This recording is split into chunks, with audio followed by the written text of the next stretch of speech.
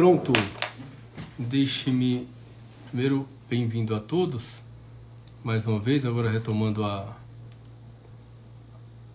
ao vivo, esperar chegando para dar uma... Maene, por favor, e Yasmin, como é que tá o áudio? Tá ok agora? Pronto, agora deixa eu chamar a doutora Paula.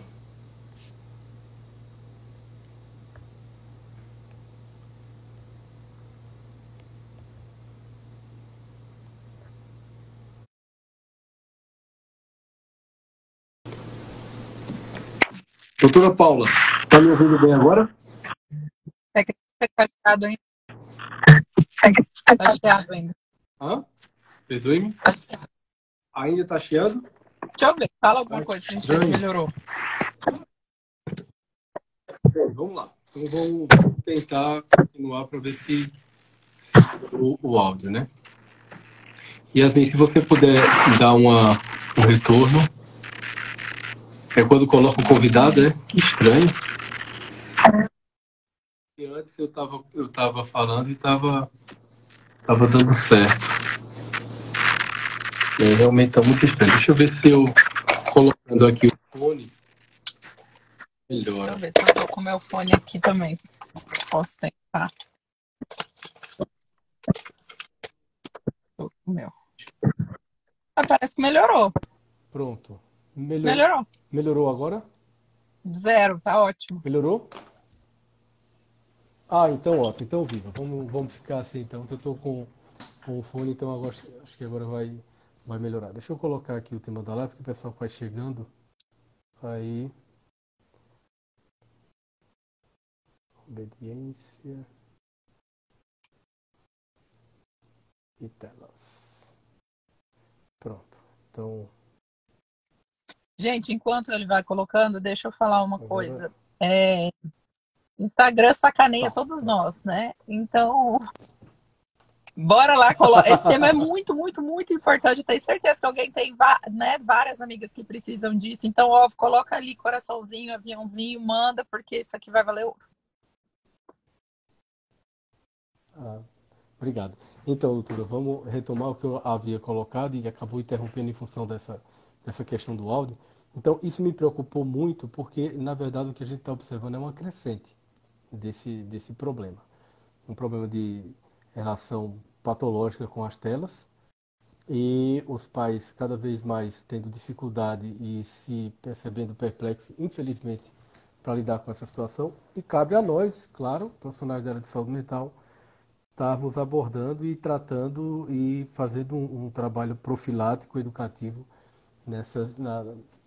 utilizando-se das ferramentas que nós temos de tecnologia, como por exemplo nas redes sociais, e tratar a esse respeito, né? Tratar sobre esse assunto. Algo muito doloroso, muito difícil, né? Podendo ter inclusive consequências trágicas, como essa que eu acabei de colocar aqui em Campina Grande, tanto é que os profissionais de saúde, tanto psiquiatras como psicólogos, uma das primeiras e mais importantes orientações que a gente dá aos pais quando existem situações assim que a gente percebe uma dependência muito grande de telas, é de nunca retirá-la de forma abrupta, sob pena e risco, obviamente, de acontecer algo dessa natureza. Então, como eu vi o seu trabalho, que você trabalha muito com telas e também, principalmente o tema da obediência, eu vou convidar a doutora Paula para a gente falar um pouco a esse respeito.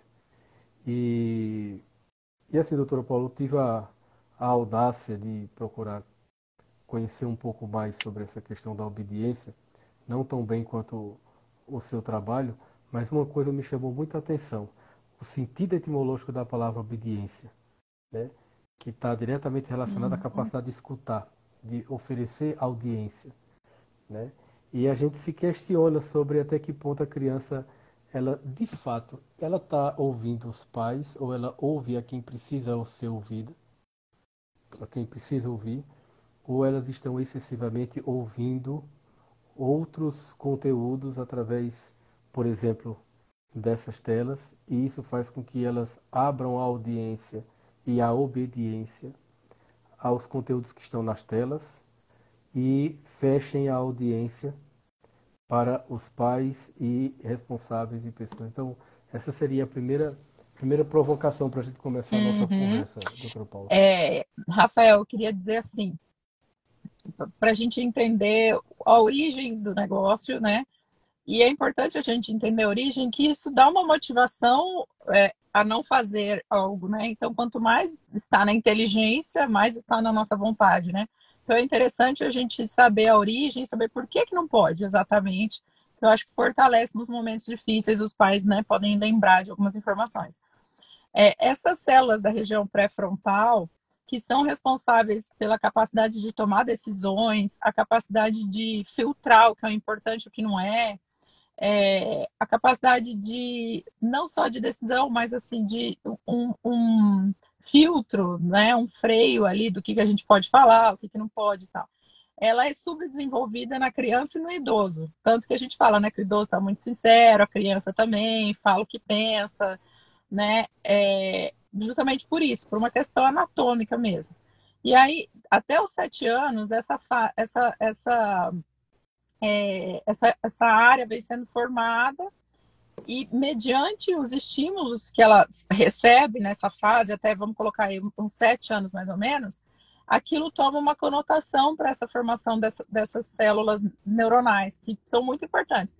Então, se a criança tem repetidamente um estilo de vida passivo, que é o que acontece com as telas, então, olha que grave, ela desenvolve um tipo celular, falando de um jeito fácil, né? Neurológico passivo. Aí é uma pessoa que tem uma dificuldade de fazer as coisas mais custosas, como, por exemplo, a pessoa. Muitos de nós somos assim, a gente prefere ver o vídeo, ouvir alguma coisa, do que ler um livro. É claro, ler é ativo, né? E escutar alguma coisa é mais passivo, por mais que seja alguma coisa intelectual e tal, o esforço é muito menor do que se a gente precisar ler, né? Então, esse é o principal ponto, ao meu ver, que a gente precisa se preocupar, né? E que tem uma relação com a obediência do que você disse. Porque uma pessoa que tem essa célula pré-frontal de tomada de decisão mais passiva, ela sempre vai optar pelo mais fácil, pelo que não dá trabalho, pelo que, né? Que é tudo que a gente não quer, porque tudo que a maioria das coisas boas dão trabalho, são mais difíceis, são mais custosas, né? Então é tudo que a gente não quer, mas a criança desenvolve esse perfil. Então ela vai ficar desobediente, porque o que a gente vai querer para a criança? Coisa boa. Então a gente vai querer que ela, sei lá, estude, né? Que ela vá tomar banho na hora certa. Ela não vai querer nada daquilo por causa dessa conformação celular. Então aí eu acho que é o princípio, o comecinho dessa desobediência. E realmente esse hiperestímulo aí de escutar, né? Eu achei muito interessante que você falou da parte, né? Da onde veio a palavra mesmo. É, Quanto mais estímulo ali a criança tem, qualquer um de nós, menor interesse a gente tem por algum, né? Você está num lugar silencioso, você escuta um barulhinho, você vai lá ver, né? Quando você vai para a fazenda, né? Parece um barulho de carro, todo mundo sai correndo e vai lá ver quem está chegando, quem não está. Agora, né, na cidade, com superestímulo, aquilo diminui. Então fica mais difícil a gente ter voz, né? Se a criança de fato tem esse estímulo exagerado. E realmente é interessante que a senhora traz com relação à questão, claro, embora seja uma explicação primeira, numa perspectiva mais orgânica, como a senhora está trazendo a questão do desenvolvimento cerebral, do desenvolvimento neuronal, mas traz um aspecto também psicodinâmico interessante que quando a gente se relaciona com esse elemento passividade, a relação entre atividade e passividade.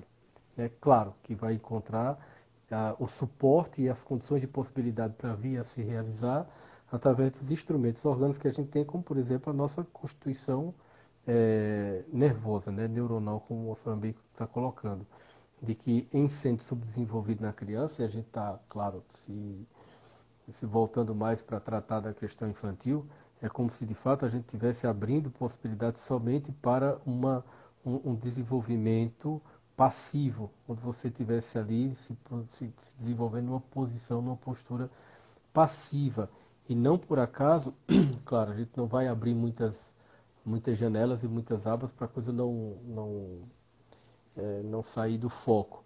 Mas a gente sabe que até mesmo na na formação de uma personalidade, de uma estrutura psíquica depressiva, deprimida, você encontra uma posição, né, passiva na criança. Posição deprimida, posição passiva. Ela está, que é exatamente o contrário, que é uma posição de sofrimento, de passividade é de sofrimento. A gente tá, isso Aristóteles deixava claro, que é a atividade, né, que é a virtude, que é uma ação, e a passividade se coloca como uma paixão, como um sofrimento, e você fica o tempo todo naquela posição ali depressiva, né, uma posição inativa e, consequentemente, Uhum. reativa. Né? O que as crianças fazem muitas vezes não é uma ação, não é uma atitude, porque elas não têm uma postura ativa. Elas acabam reagindo, e elas reagem no sentido diametralmente oposto àquilo que as satisfaz, que é aquela tendência a estar ali fixada nas telas. E por isso que quando a mãe ou o pai solicita algo a ela, aquela solicitação é tratada de forma reativa, a criança reage. Ela não escuta, ela não dá audiência, ela não presta uma obediência àqueles pais, porque elas são incapazes de ouvir.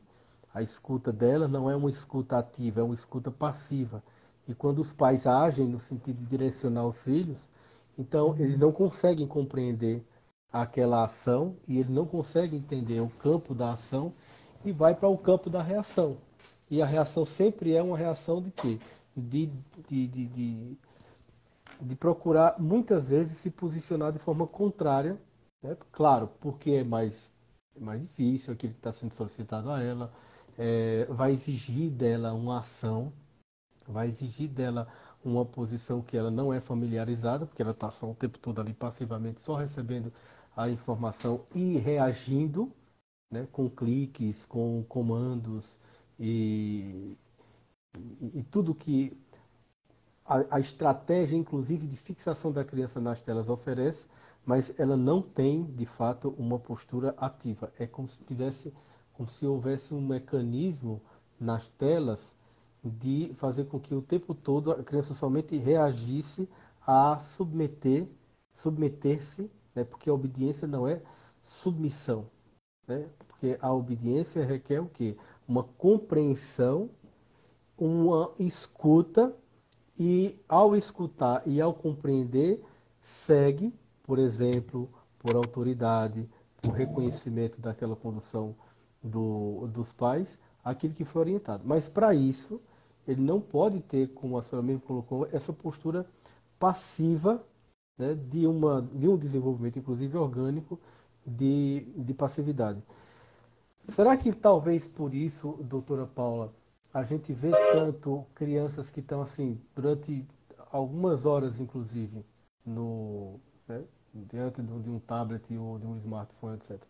Quando isso é retirado dela, elas entram em crise e a ponto de ficarem extremamente irritadas e não aceitarem, chegar até a ser violentos, a serem violentos quando são retiradas essas Esse telas? exemplo aí que você me contou é bem chocante, assim, né? Eu já tinha escutado, mas não sabia que dois casos aí, enfim.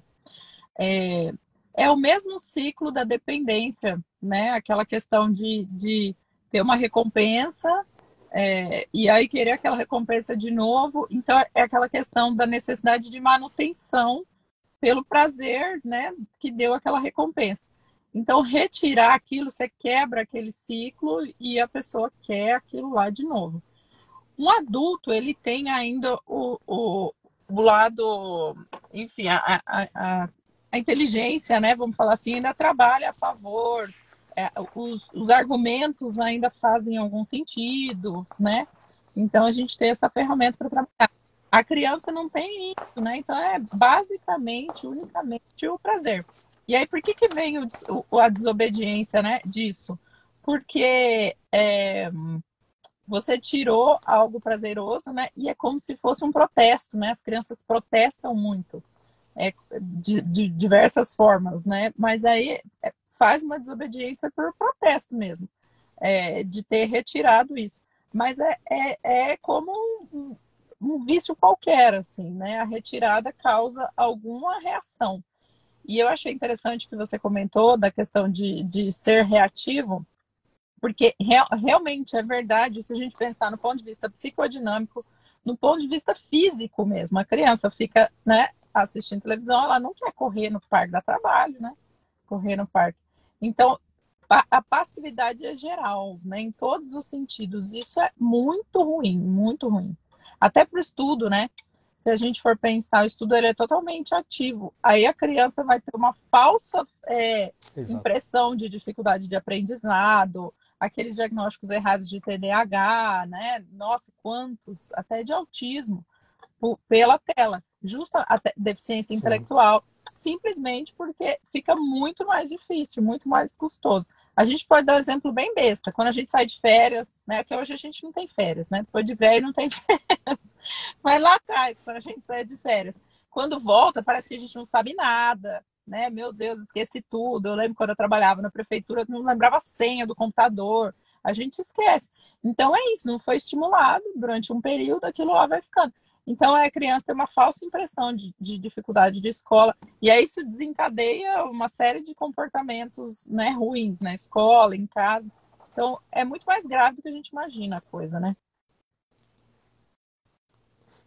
E sem contar, doutora Paula, uma coisa muito assim, que a gente percebe o quanto é prejudicial para a criança estar de forma tão excessiva, né, em contato somente com a experiência virtual. Porque a gente sabe o quanto é importante, o quanto é caro, o quanto é fundamental para a criança a experiência real, a experiência com a realidade, a experiência de concretude. Porque é próprio da infância e é próprio principalmente daqueles períodos ali da primeira e da segunda infância, a criança ter o máximo de experiência com a realidade para que ela possa saber distinguir, fazer processos de transição entre fantasia e realidade, entre a criação de um mundo interno em relação com o mundo externo. E precisa estar tocando, precisa estar pegando, sentindo o cheiro, a textura, o sabor, ver aquilo ali. Quer dizer, e quando a criança não é desprovida dessa experiência real e fica muito envolta dessa experiência virtual, ela perde em muito o desenvolvimento dessa capacidade dela fazer essas operações, de separar o que é fantasia, imaginação e realidade.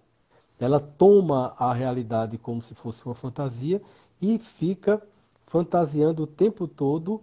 é, Ela fantasia a realidade e fica tentando realizar as fantasias e viver como se as fantasias fossem reais. E obviamente que numa situação como essa, os níveis de frustração, principalmente aqueles jogos e naqueles programas em que as crianças podem fazer tudo e tudo que elas querem, tudo que elas desejam ali naquele jogo se realiza, a dificuldade que ela vai ter de viver experiências de frustração, porque a maior de todas as professoras, né, que nos ensina o tempo todo a viver essas experiências de Uhum. frustrações é a realidade. É a realidade. A realidade vai lá e se impõe e contra a imposição da realidade não existe nada. Não há nada que se oponha e que consiga fazer frente à realidade. Por mais elaborada que seja uma fantasia, mas a realidade ela vem e suplanta aquela fantasia. E como as crianças ficam muito em contato com as telas e as telas representam um mundo de virtualidade e consequentemente de fantasia, ela vai ter muita dificuldade de viver experiências de frustração. E por isso que é tão difícil, por exemplo, você frustrar uma criança retirando dela não só o smartphone, mas retirando dela aquilo que é necessário ser retirado, ou até mesmo incluindo aquilo que é necessário incluir com base na realidade, porque ela precisa realizar aquela tarefa, ela precisa realizar aquela experiência, e quando ela fica o tempo todo, ou um grande tempo, grande parte do seu tempo envolvida nesse universo virtual, ela vai ter dificuldade de viver essa experiência de realidade. Exatamente. Algumas coisas interessantes que você disse, né? É, essa necessidade de contato com a realidade, quando não é feito, ele de fato deixa uma lacuna, né, na parte afetiva. Então, assim, é muito, muito sério. É, aquilo fica muito difícil reverter e isso tem um impacto na psicodinâmica da pessoa por causa do afeto. A gente sabe o que dá um afeto aberto, que não foi fechado, né? E fica ali. Então, esse é o principal questionamento, né? O que a tela está substituindo, né? Esse horário aí que ele fica na tela, por que ele está lá, né? Era hora do Exatamente. quê? Porque era hora de alguma coisa. Era hora do quê? Era hora de estar comigo, era hora de estar no Isso. parquinho, era hora de estar. A gente não está fazendo nada junto, abraçadinho no sofá, né? Recebendo um carinho ali mesmo, abraço, beijo, que é super importante para a criança, né? Eu acho que o que tem relação com isso também, Rodrigo, é assim, as mães estão muito preocupadas em como estimular, que é uma loucura por causa de estímulo. Ah, meu filho tem 1 ano, juro por Deus que chega a pergunta assim para mim, já começa o homeschooling? Ah, como é que eu estimulo? Quais atividades fazer com meu filho de 2 anos? Nada, zero, beijo, abraço, dormir, comer, tomar banho, brincar e brincar livre. Não é para elaborar uma brincadeira para criança, né? Ah, eu não estou sem criatividade, mas é para a gente não ter criatividade mesmo. Quem tem que ter criatividade é a criança. Então a gente poda isso, né? Enfim, essa vivência com a criança, né? Esse contato. É fim do dia. O que a gente fazia fim do dia com nossos pais? Ficava todo mundo pertinho, junto, tudo bem. Às vezes rolava uma Globo ali, dependendo da cultura da família. Mas pelo menos era, não estou defendendo as péssimas, mas era todo mundo junto, era uma coisa mais, né, familiar ali e tal. Então, essa é uma preocupação. A outra coisa que eu acho que a gente acaba retirando algo que é muito legal, que é aquela capacidade que a criança tem de se encantar com qualquer coisa. Com uma formiga passando, né? Com um cachorro dormindo, sei lá, qualquer coisa a criança se encanta, ela fica um tempão olhando aquilo. Né? E isso é muito interessante. Eles guiam assim algumas coisas a partir disso, e isso é importante, né? Vou dar um exemplo bem bobo, assim. A gente tem um parque aqui na minha cidade, a gente passava ali no parque e tem um cavalo, né? Uma escultura nesse parque. E aí meus filhos falavam, eu quero ver esse parque um dia, eu quero ver esse cavalo de perto, quero ver. Eu falei, não, vamos lá. Me programei e fui lá. Na entrada do parque tinha uma formiga carregando uma folha. Resumindo, o tempo todo que a gente vai no parque, a gente ficou olhando a formiga com a folha. Tudo bem, não fomos do cavalo. Ficou para outro programa. Porque assim, olha só que loucura. Se a gente não se segurar, o que a gente faz? Pronto, a formiga está vista, um beijo para a formiga. Agora vamos lá ver o cavalo, porque estamos na nossa hora e não sei o que. Puta, você acabou de cortar ali alguma. Eu não sei o que está passando na cabeça dele. Eu tenho esse interesse, assim, meu Deus, o que Exatamente. será que está passando que faz uma hora que está olhando essa formiga sem parar? Aí de vez em quando saem umas perguntas, né? Mamãe, mas ela come? Ela faz cocô? Oh, cadê o cocô dela? Sei lá, umas bobeiras assim. Mas é isso, né? É isso. E quem que faz isso? Mas A é isso, criança que não é exatamente. hiperestimulada, porque isso não tem graça nenhuma uma formiga, que é uma coisa que a gente adulto já perdeu um pouco, né? E a gente está na batalha para voltar com essa capacidade de ter uma contemplação.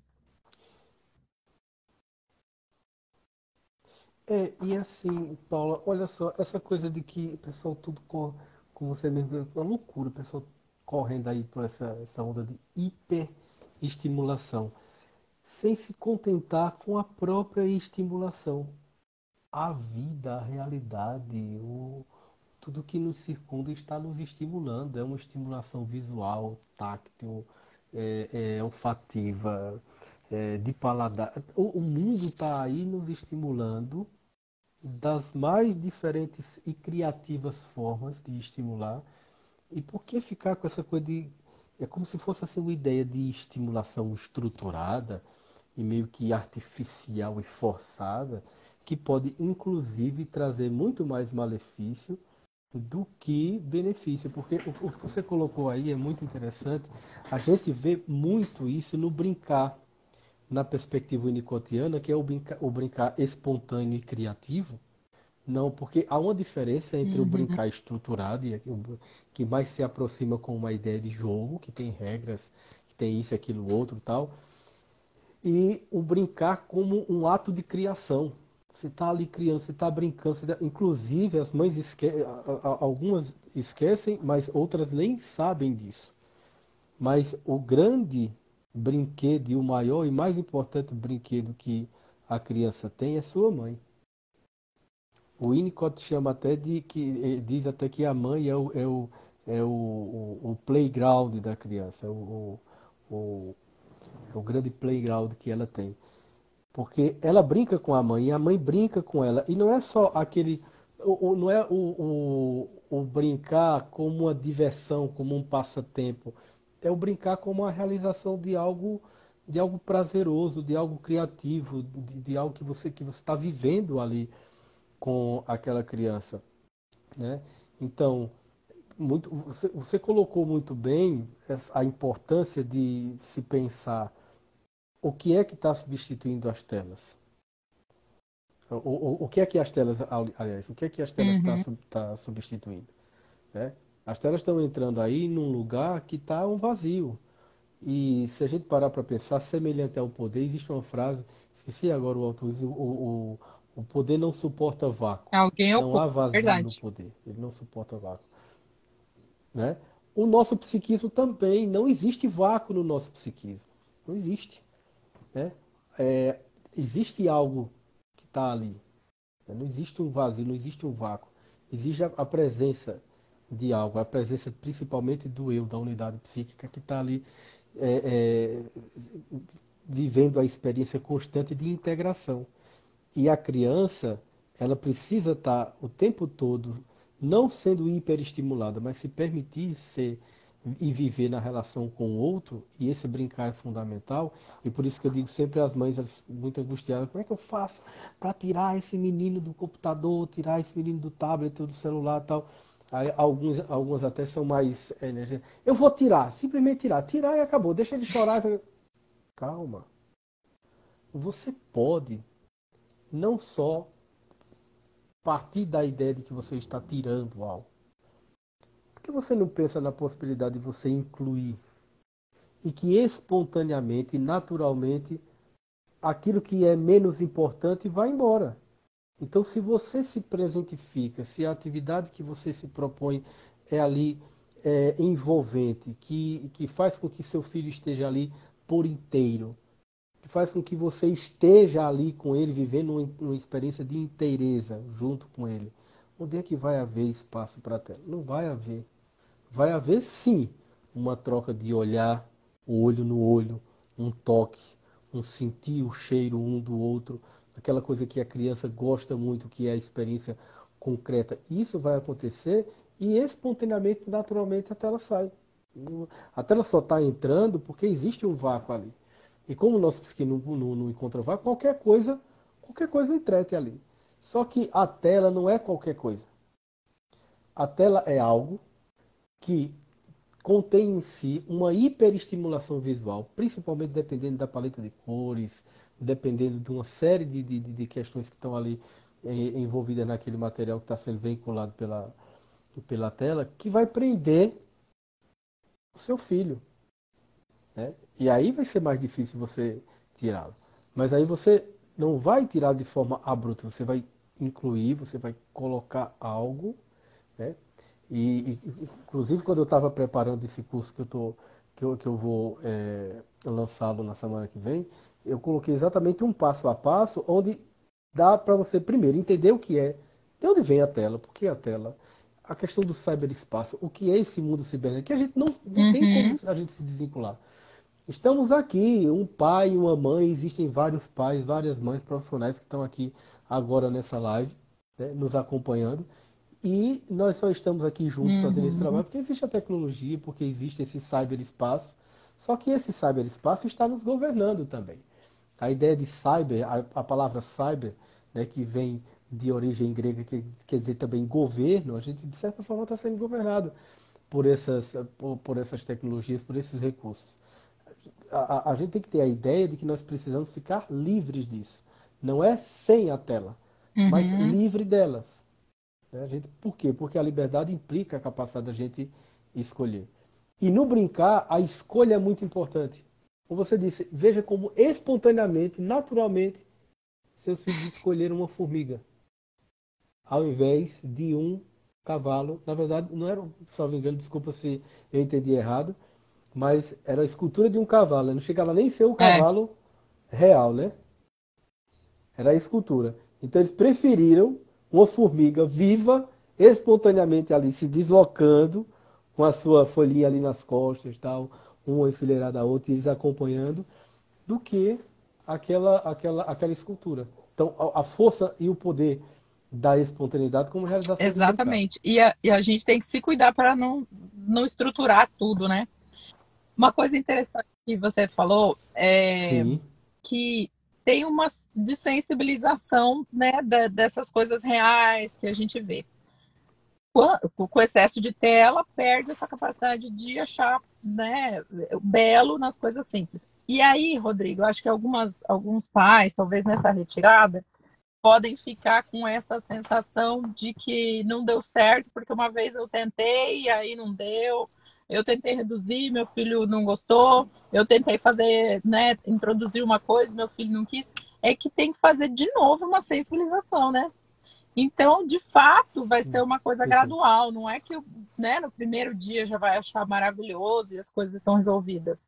Eu concordo contigo, eu gosto muito dessa abordagem assim de perfeito. introdução, até alimentar. A pessoa quer emagrecer, não tira nada, põe salada. Põe uma salada. Aí depois a gente tira alguma coisa, né? Então eu também gosto dessa ideia. Então, não vai ser na primeira, porque senão gera uma expectativa e a mãe acha que só dela não dá certo. Não, o de todo mundo o negócio é difícil mesmo, né? Então, essa insistência para fazer. Não foi do primeiro dia que ele assistiu que acabou e ele, né? A vida inteira que. Né? Isso, Foi um processo exatamente. gradual. É, tem que ter paciência para esse processo, né, não acontecer, acontecer de forma inversa. E as mães que não introduziram, as mães que estão grávidas ou que o filho é bebezinho ainda e tal, eu acho que é interessante assim não ter essa opção na cabeça, porque se a gente não tiver essa opção na cabeça, ela não tem, ela não surge, entendeu? Então, tem uma hora que tá todo mundo, sei lá, eu preciso fazer alguma coisa, as crianças estão em casa e tal. Eu gosto muito de pensar assim, como as pessoas faziam antes? Como que a minha avó fazia? Eu penso assim, sei lá o que a minha avó Isso. fazia. Então, né, eu preciso me inspirar nisso. Aí, sei lá, você tá cozinhando, pega um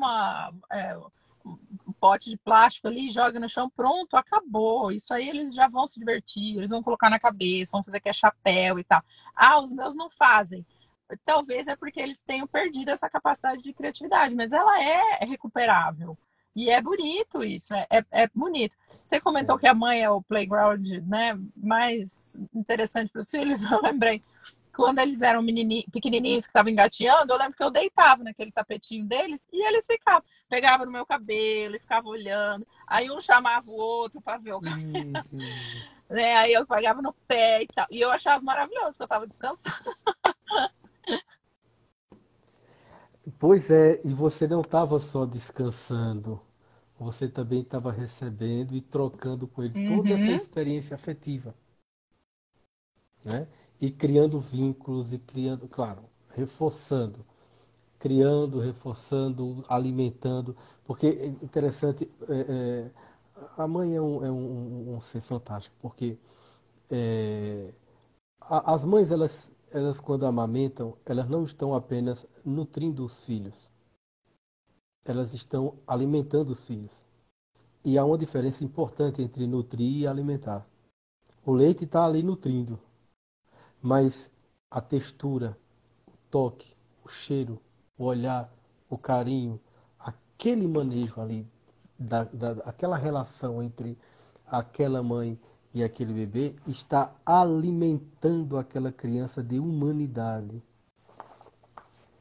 E trata-se de uma das experiências mais profundas e criativas. Você é mãe e sabe muito mais disso do que eu. Eu nunca saberei o que significa isso, Paulo, mas você e tantas mães que estão aqui certamente sabem o quanto essa experiência ela traz um peso afetivo importante e estruturante ao mesmo tempo, e que é importante que esse vínculo ele permaneça, só que de outras formas, porque obviamente vai chegar o momento do desmame, mas vão entrar ali objetos transicionais que vão servindo de meios para que esse vínculo e essa experiência afetiva profunda acompanhe aquela criança e preencha-o daquele afeto e daquele amor, porque A impressão que eu tenho, Paula, é que muitas crianças que estão ali perdidas naquelas telas,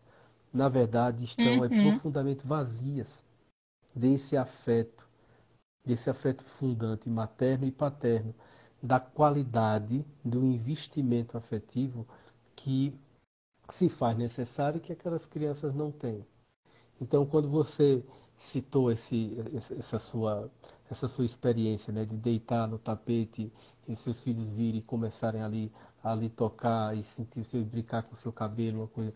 Eu lembrei também porque isso é muito comum acontecer nessa relação mãe-bebê, mãe-filho, né? A minha filha hoje inclusive ela completa 4 anos, dia 27. Hoje é o aniversário dela. Ela costuma dizer que a mãe dela é a mãe mais fofa do mundo, né? Porque essa fofura ela se refere à textura da pele da mãe. E ela identifica isso, e ela brinca, beija, cheira. Quer dizer, ela vive ali naquela relação muito próxima, afetuosa com a mãe, e a partir daquele momento, daquela experiência, surge espontaneamente uma brincadeira. Vamos brincar, mamãe? E esse convite é quase que imediato. Vive aquela experiência afetiva, aquele momento ali e diz, vamos brincar. Então, chama para o brincar, imediatamente é um brincar. E você falando uma coisa, eu lembrei, Paula, da importância de a gente fazer um movimento de voltar às nossas origens, né? O que era que minha mãe fazia? O que era que meu avô, minha avó fazia quando acontecia tal momento? E eu sempre tive uma vinculação muito forte com o campo. Eu gosto de fazenda, eu gosto do campo, porque eu cresci em um sítio aqui no interior de Pernambuco. E tanto é que eu sempre tive em mente de ter uma propriedade rural e tenho. E todos os finais de semana, sem uma única exceção, eu vou com a Alice para a fazenda. Então, quando ela chega na fazenda, é um outro mundo, é uma outra coisa. Porque a gente mora num apartamento aqui em Campina Grande, tem uma dinâmica, mas que já é diferente quando você mora numa casa.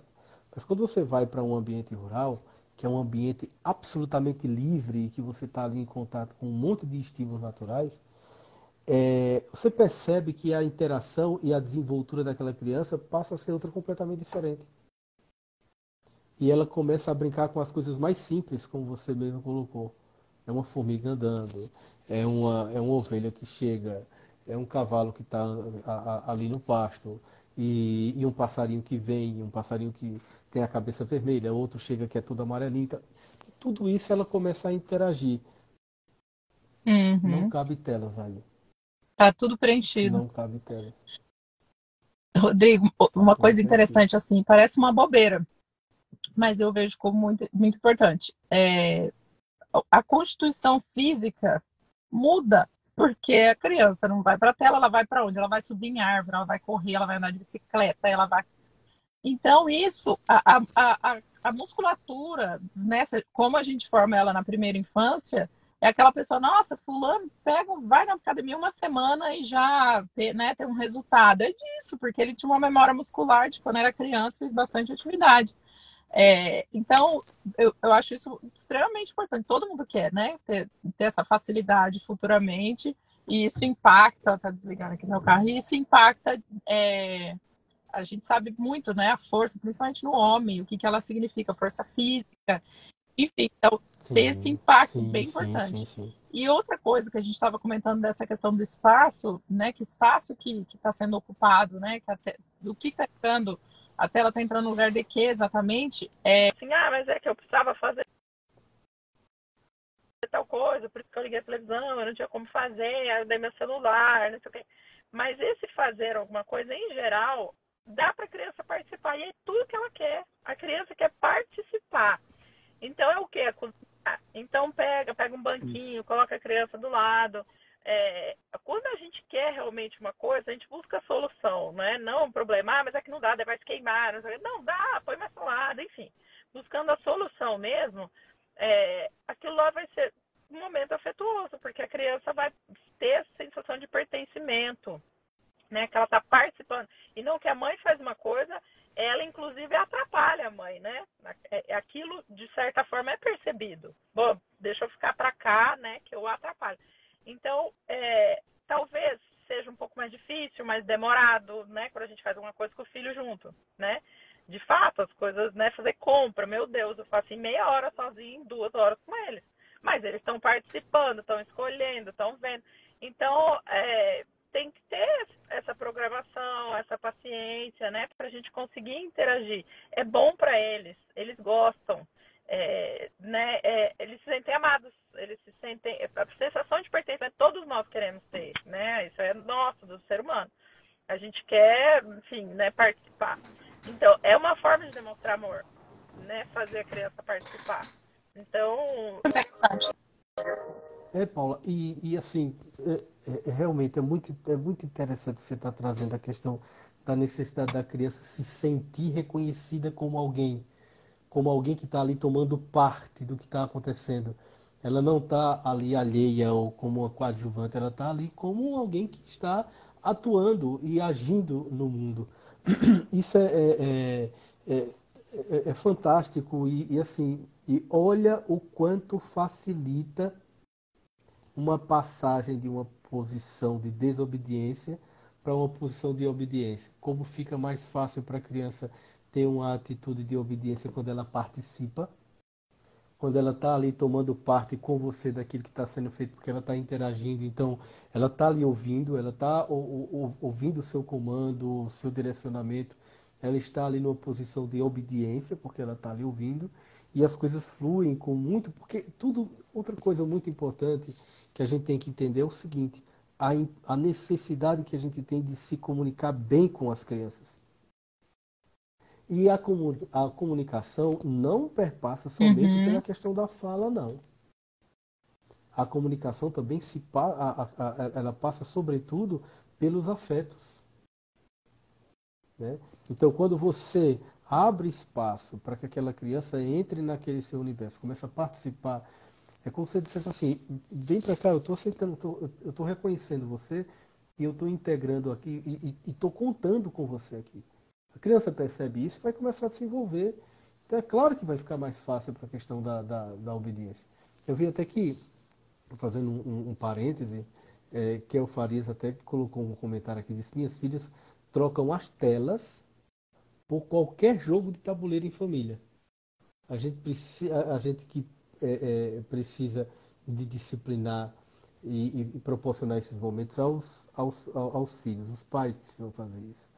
Então, por que troca? Porque envolve, quer dizer, quando os pais eles começam a agir e na verdade a atuar e brincar e convidar, claro que imediatamente aquelas crianças vão querer estar mais com os pais, interagindo com os pais do que estar em telas. Agora, claro, se houver uma relação afetiva e afetuosa de qualidade.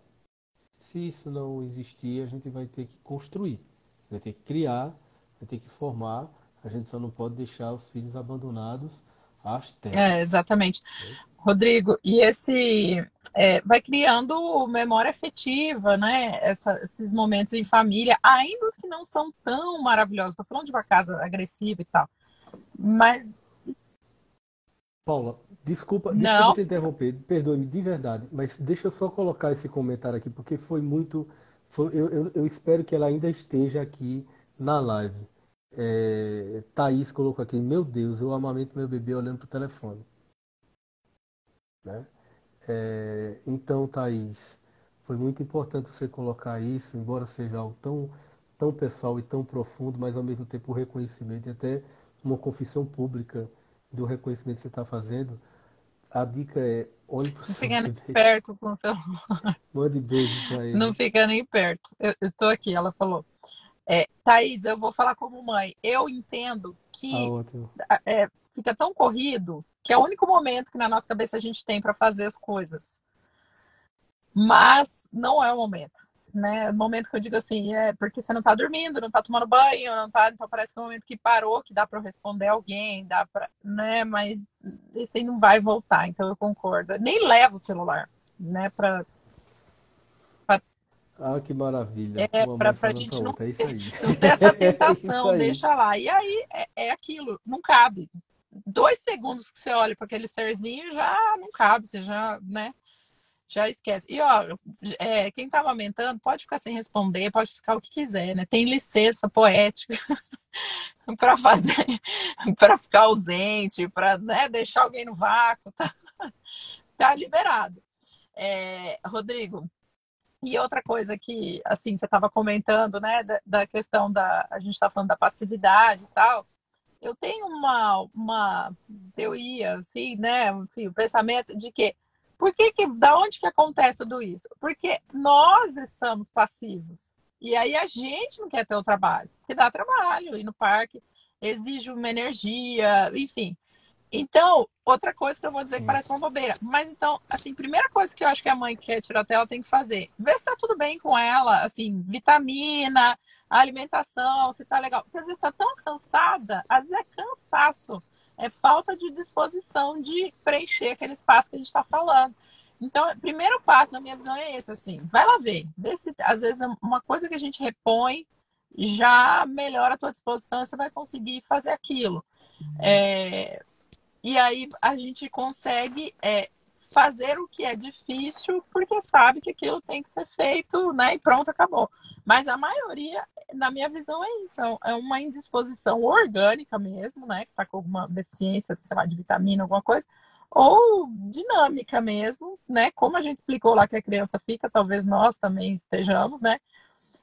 De não querer fazer o que é mais difícil, que é ensinar, que é cozinhar com a criança do lado, que é ir no mercado com a criança, que é brincar, que, enfim, né? Uma série de coisas. Que a criança pegar o negócio e furar e você ter que comprar, que você nem, nem ia comprar aquele presunto, mas você vai ter que comprar porque ela fura, né? E uma outra coisa interessante, que eu acho que é importante a gente dizer aqui, que as coisas não tem uma caixinha, né? Ah, eu vou fazer assim.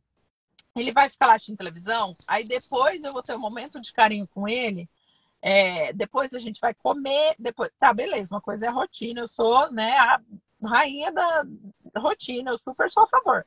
A outra coisa é a gente achar que, né, a educação e o carinho tem um momento no dia, ele não tem um momento no dia, ele é o dia inteiro, o negócio vai.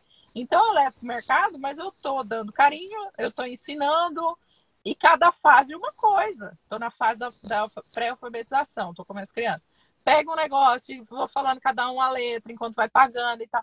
Então, essa introdução, assim, que eu acho que, sabe, essa coisa tudo meio junto que a gente perdeu com esse negócio da escola, né? Você tá lá Isso, aprendendo português, pé, isso. toca o sino, entra o professor de física, não tem nada a ver, né? Daí você tá tentando entender física, pé, toca o sino, entra o cara de literatura, enfim. Acho que esse negócio que a gente ficou meio compartimentado ali, mas não tem esse compartimento. Não existe, é tudo junto, né? Exatamente. Fragmentado, né? Exato. Essa fragmentação, essa disciplinarização enquanto fragmentação do saber nos tira a oportunidade e a possibilidade de compreender as coisas de modo integral e integrando cada conhecimento que você vai adquirindo, você vai integrando e você vai, obviamente, se desenvolvendo. E essa forma de aprendizado, ela é muito rica porque ela tende ao amadurecimento e ao desenvolvimento daquilo que você já aprendeu, ao invés de ser uma coisa só, como você muito bem disse, Uhum. compartimentada. E, Paula, você disse uma coisa importante, que foi o seguinte, a questão, claro, de muitas coisas que você falou, a questão da educação. Quer queira, quer não, nós estamos vivendo, como pais e como profissionais, vivendo uma experiência pedagógica, educacional, de condução, né? E eu sempre lembro dessa, dessa forma muito prática de explicar como é que se dá a educação, de que a educação não é um ensinamento, uma lição. É algo que você precisa estar ali o tempo todo reiterando. Quando você vai ensinar, por exemplo, o seu filho ou sua filha a escovar os dentes, você pega aqui a escova de dentes, o creme dental, coloca e diz escova os dentes. É assim. Aí, aprendeu, pronto. Amanhã ele vai Não. fazer dessa forma. Não, você vai ter que fazer com ele, né?